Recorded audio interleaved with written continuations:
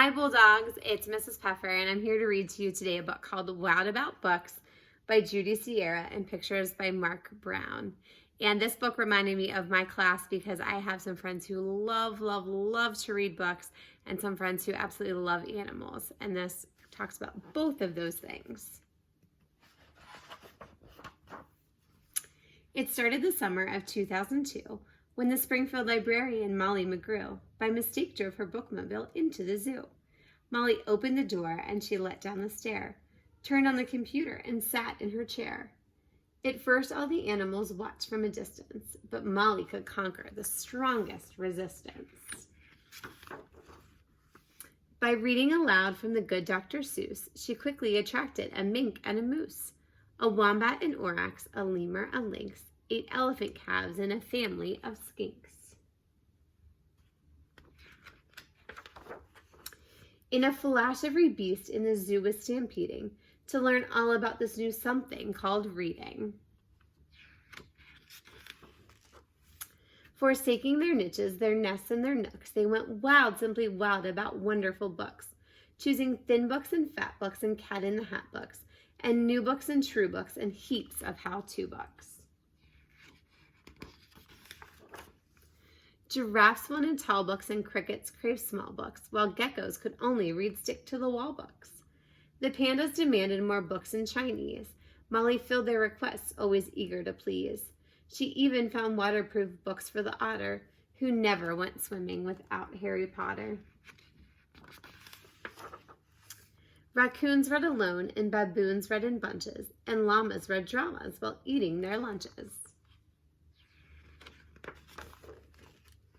Hyenas shared jokes with their red-bellied snakes, and they howled and they hissed till their funny bones ached. A tree kangaroo who adored Nancy Drew began solving mysteries right there at the zoo, such as why were the bandicoots' books overdue? Gently, Molly taught lessons in treating books right, for the boa constrictor squeezed Crictor too tight. Baby bunnies mucked up Goodnight Moon with their paws. Giant termites devoured the Wizard of Oz. And Bear's love of books was completely outrageous. They licked all the pictures right off of the pages. Tasmanian devils found books so exciting that soon they had given up fighting for writing. They made up adventures so thrilling and new that the others decided to be authors too.